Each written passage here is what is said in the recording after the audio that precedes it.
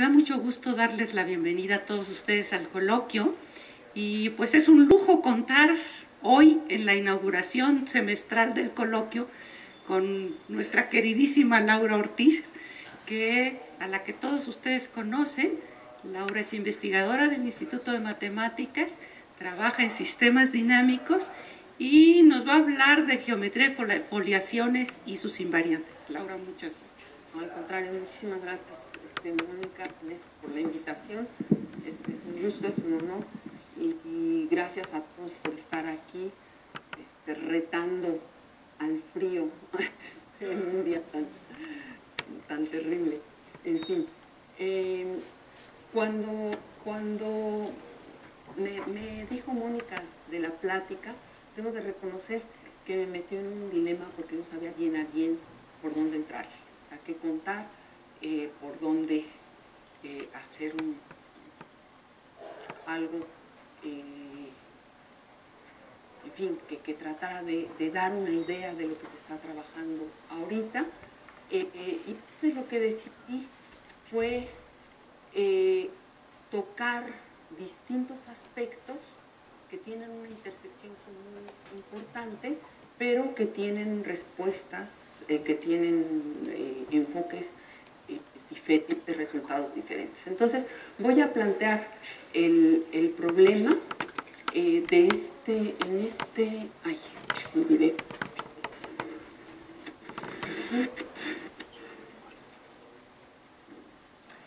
De este lado lo que voy a hacer es hablar de campos vectoriales analíticos,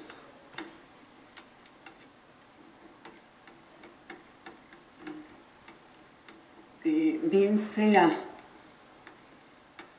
en una vecindad del origen en C2 o bien real analíticos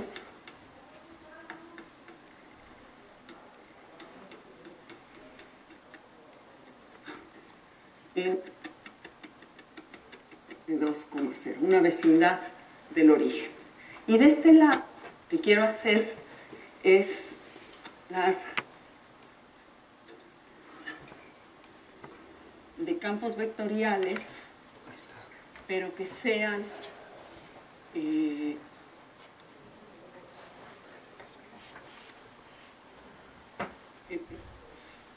¿cómo hacer?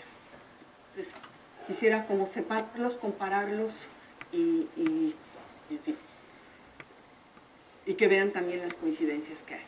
Entonces, para empezar, lo primero es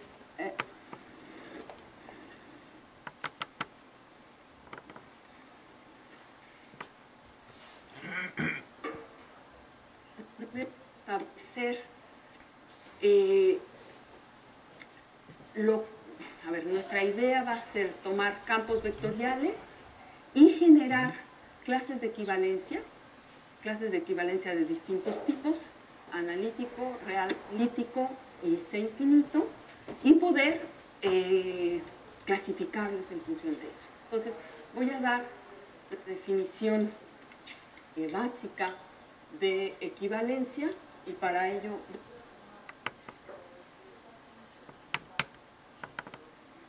a de z, ¿sí? Y z punto igual a wz, dos campos vectoriales que pudiesen estar aquí o allá, ¿no? De momento, bueno, así.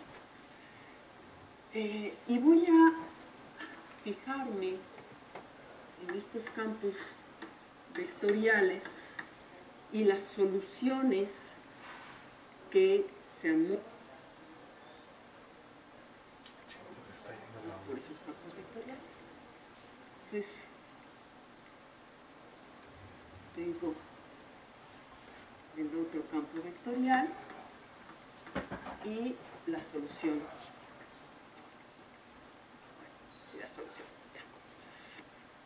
Entonces, lo que uno quisiera encontrar es una transformación H invertible, todo esto local, insisto, voy a estar siempre trabajando localmente, accesible, que haga lo siguiente.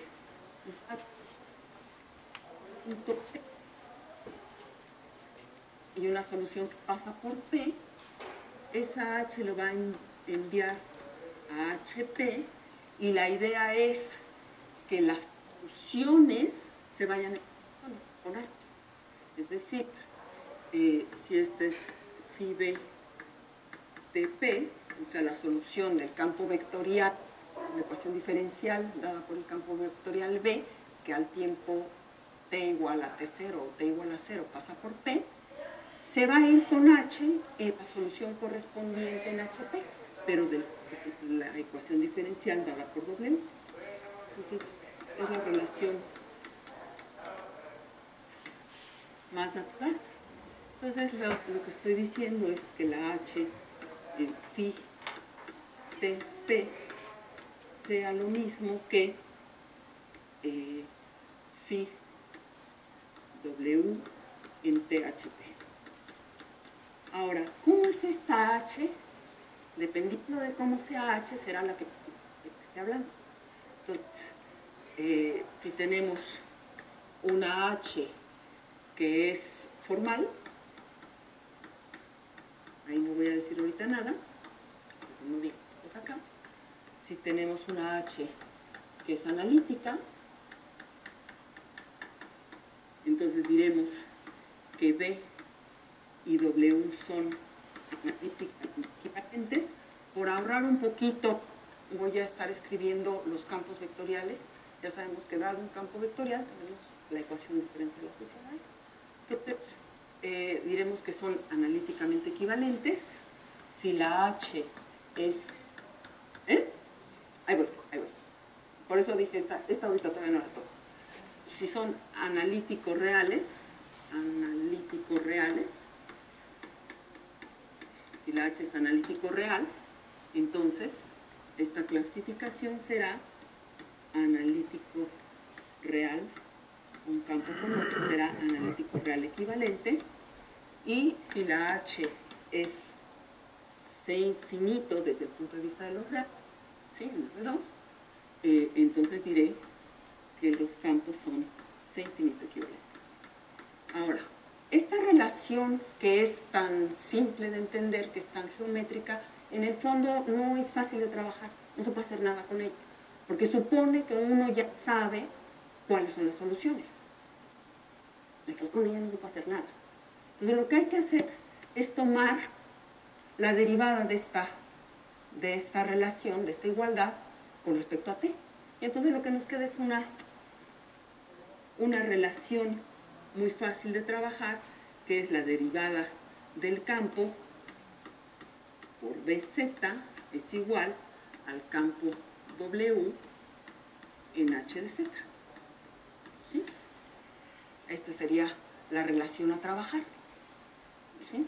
Con esta relación conocemos los campos vectoriales y lo que nos estamos preguntando es una H analítica, real analítica o C infinito que satisfaga esta igualdad. ¿Sí? Y con esta es con la que se trabaja. Ahora, ya una vez que se tiene esta igualdad, ahora sí ya podemos definir qué es que sea formalmente equivalente. Formalmente equivalente significa tomar esta igualdad por series formales y la igualdad entendida coeficiente a coeficiente. ¿Sí? Esa relación yo no la pude haber planteado aquí porque al ser la H formal, H no manda a nadie en nadie. ¿Está bien? No puedo decir H de un punto es, pues si no sé si es convergente, pues no puedo decir nada. ¿Ok? Entonces, pero desde este punto de vista sí puedo decir H es formal y entonces lo que voy a fijarme es que esto se cumpla coeficiente a coeficiente. Entonces, ¿cuál es la idea? La idea es la siguiente. Nosotros quisiéramos obtener de esta equivalencia que sería la más mala, en el sentido de que es muy débil, obtener cuando dos cosas que fueron formalmente equivalentes son analíticamente equivalentes. ¿Está bien? O real analítico o sea infinito.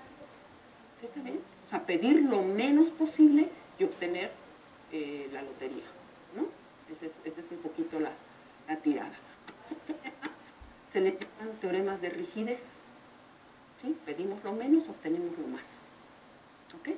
Hay teoremas de rigidez topológica, pero se salen en este momento de lo que quiero platicar, entonces de esos no voy a hablar, que también sería una manera de pedir lo menos posible y obtener lo más. ¿Ok? Entonces, me concentro en esto. Y entonces las preguntas que nos vamos a hacer es, las preguntas serían, ¿cuándo la equivalencia formal, más probablemente algo, ¿no?, que serán algunas hipótesis genéricas, implican la equivalencia analítica, o bien la equivalencia real analítica, o bien la equivalencia infinita. ¿Sí? Esa es una de las preguntas. Una vez que uno establece este teorema, que serían los distintos teoremas de rigidez, uno podría preguntarse, de estas clases de equivalencia que uno obtiene, formales o analíticas o lo que sea, ¿cuál es el representante más sencillo? Y el representante más sencillo que conserva estas propiedades, a ese le vamos a llamar la forma normal. Si es formal, forma normal formal; si es analítica, forma normal analítica; si es infinito, en fin, así sucesivamente. Entonces, esto sería el teorema de los teoremas de rigidez, y esto sería la formas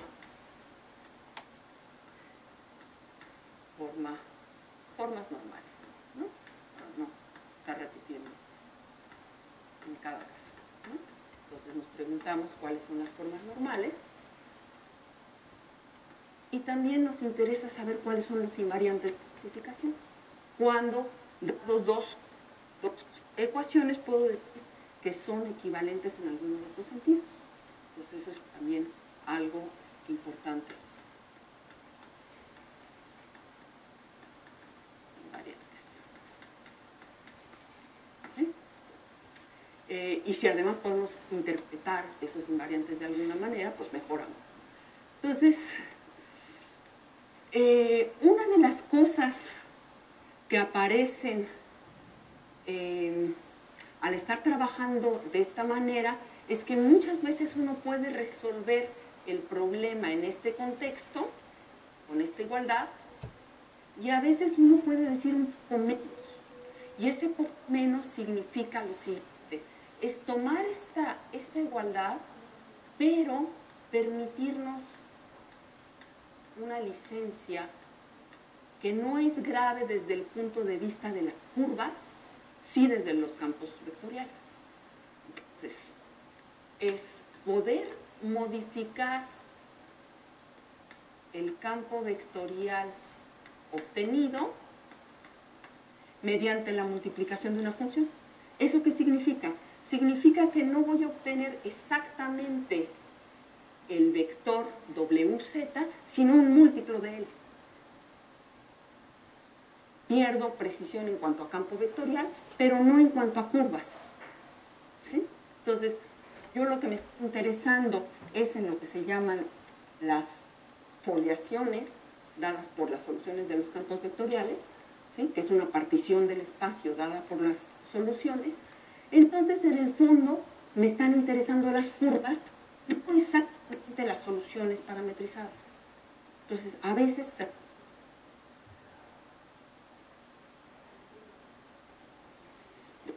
que sea de las curvas. ¿Está bien? No, K. Una K que de hecho, en el caso complejo, pues, ¿no? Lo que sí permite, cuando uno esté trabajando, lo que uno pide es que K en 0 valga 1 y en general uno pide que la derivada de h en el origen, la tomo en el origen porque siempre estaremos allí, ¿no? En las cosas locales, sea la identidad. A esto siempre se puede llevar y lo que hace es simplificar cálculos, nada más. No es que afecte demasiado. Entonces esas son las preguntas que uno quisiera contestar. Y entonces me voy primero, la idea que tenía yo para esta charla era dar una idea de lo que es más o menos clásico, más o menos conocido, y de pasar a lo que es nuevo y lo que está en proceso de hacerse. Entonces, empiezo con lo clásico, que es lo siguiente. Entonces, dado un campo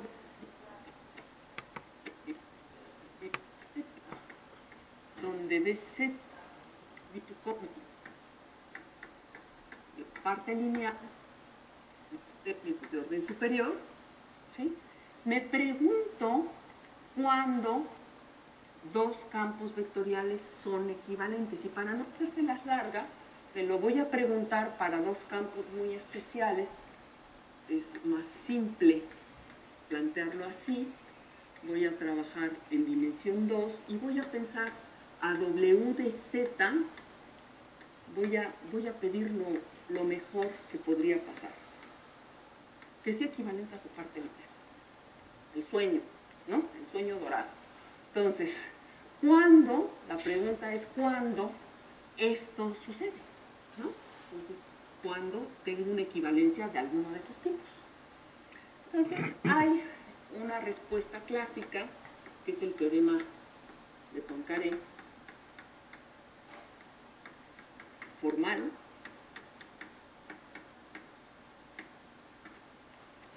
Nos dice, si la parte lineal,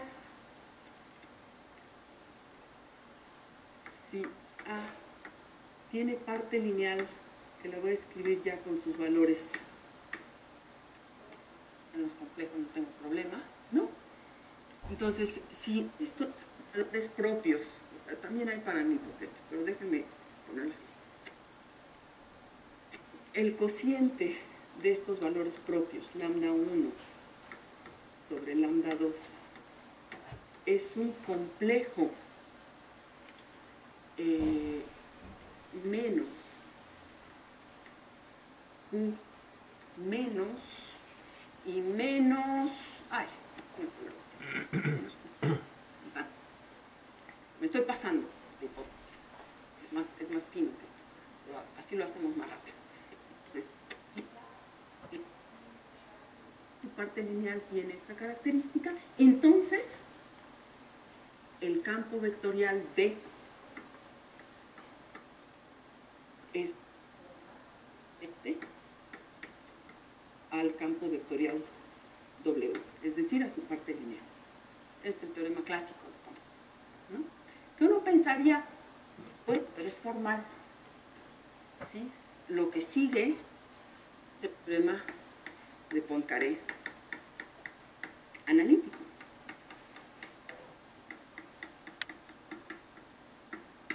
Y entonces, lo que nos pide el teorema de Poincaré analítico es esta misma condición. Si A lambda 1, lambda 2, ¿sí? Que tenga su parte lineal, y la parte lineal voy a pedir que lambda 1 entre lambda 2 esté en C, pero ahora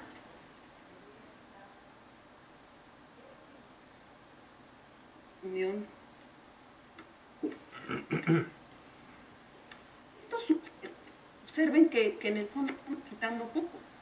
Estamos quitando en los complejos los que dependan de forma negativa, ¿no? El cociente de dos valores propios. Estoy quitando los casos si tengo aquí lambda 1 y aquí lambda 2, ¿no? Estos los excluyo porque tienen un cociente real negativo, ¿sí? También quitaría cosas de la forma que sean así un múltiplo del otro. Insisto, estoy quitando más de lo que debería quitar. ¿no? Pero bueno, dejémoslo así. Entonces, el caso de Poincaré analítico nos dice que si esto pasa, entonces B es analíticamente equivalente a W, donde W era la parte lineal, ¿no? ¿Ok? W era A. ¿Está bien? Hay también, un poquito más complicado de enunciar, por eso ahorita no lo voy a escribir, es el teorema de Bruno. Ese teorema nos permite mirar cosas en R-, pero que no, o sea, son reales, que no se acerquen peligrosamente a los racionales. En el caso en el que el cociente de estos dos valores propios sea un real no peligrosamente aproximable por racionales, entonces evitamos lo que se conoce como pequeños denominadores y podemos linealizar también. Entonces ese teorema también existe, nos da equivalencia analítica del campo vectorial con su parte lineal. Las soluciones en esos casos, son, en el caso de Poincaré analítico, en tanto que las podemos ver, pues no las podemos ver, porque estamos en R4, pero de algún modo uno puede más o menos interpretar que está el origen, el eje, una variable y otra, y que las soluciones están acumulándose el origen. Esos son los casos Poincaré. En los casos Siegel, que era el otro que ya no enuncié, las soluciones guardan una cierta distancia al origen, una distancia mínima al origen, y aunque las estoy poniendo así muy sencillitas, en realidad sí guardan una distancia al origen, pero también se enroscan un poco, ¿sí? Entonces no voy a abundar en ello, simplemente están clasificadas. Ahora, lo que es más en el caso real analítico, y ya me equivoqué por poner eso allí, que tampoco es fácil, pero bueno. En el caso real analítico, el teorema de Poincaré es válido también. Es válido también, y eso nos dice que podemos tener cosas en los reales si se dan las condiciones del teorema de Poincaré analítico. Entonces eso nos da la oportunidad de tener nodos, o sea, la clásica, ¿no? De tener sillas, ¿sí? No se confunda que esto no es la clasificación topológica de Brockman-Harman, es otra cosa, ¿no? Aquí es analítico y esa es la ventaja. En el caso real analítico, lo que hay que mirar esencialmente es que todo lo que uno probó en este contexto, si uno está con coeficientes reales, puede hacer exactamente las mismas manipulaciones sin salirse de los reales. Porque si uno se sale y uno manipula ya en otro lugar, pues la conclusión no va a bajar bien otra vez a los reales. Entonces hay que tener cuidado, pero es un caso que se da, pues, ¿no? El real analítico. Acá. Las mismas, exactamente las mismas. O sea, es válido el teorema de Poincaré complejo para el caso real. Nada más que partes de coeficientes reales, ¿no? Te fijas en la complejificación del campo vectorial para que puedas hablar de sus valores propios, manipulas todo complejo, pero en cada manipulación te das cuenta de que por tener coeficientes reales, haber arrancado con coeficientes reales, todo se conserva en su lugar. ¿No? ¿Está bien? Ese es el... Ahora, ¿qué es lo que pasa con C infinito? En C infinito las cosas se dan como sigue. Hay un teorema de Chen que nos dice lo siguiente. Nos dice, si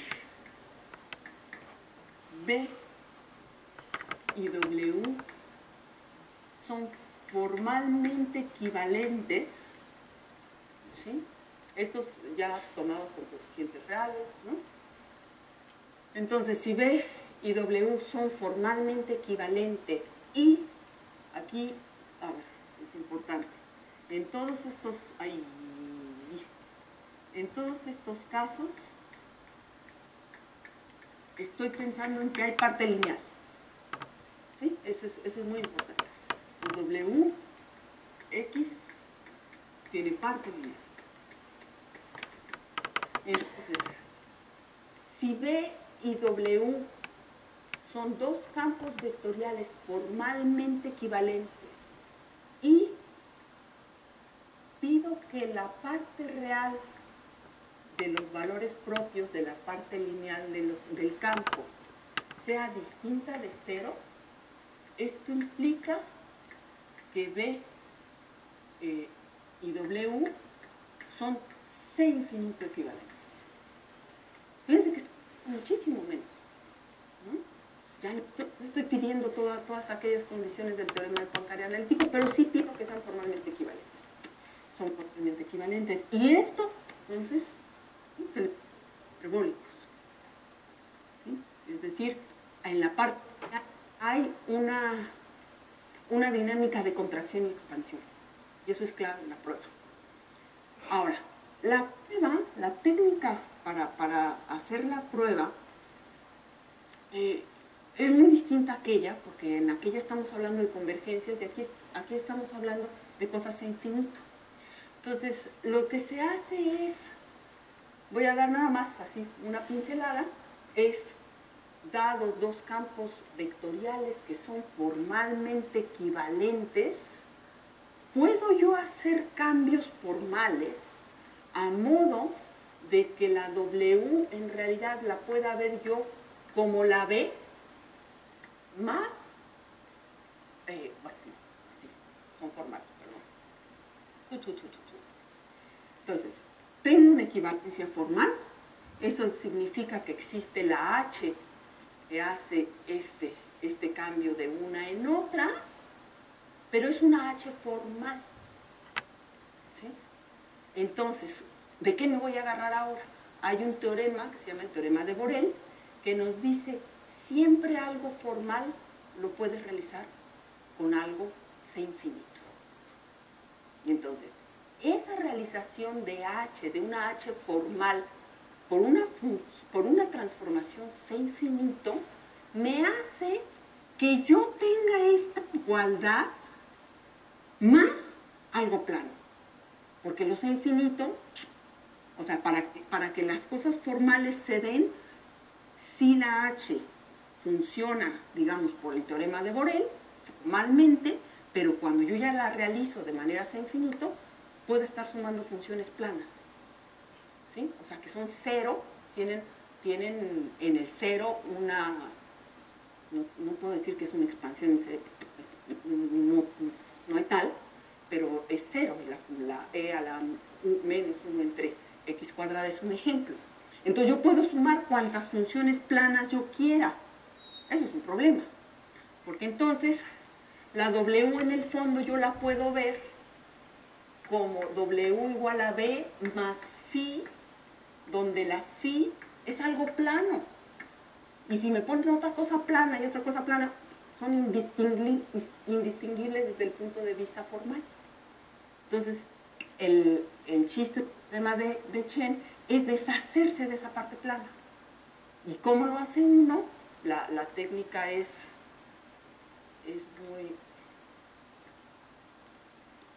linda, porque lo que uno hace es generar una deformación de un campo en el otro. O sea, aquí tengo, por decir, a W y tengo a sus soluciones, ¿no? Y lo que quiero hacer es hacerlo equivalente a la W, ya la pude escribir de esta manera, y la quiero hacer equivalente a las soluciones de la B.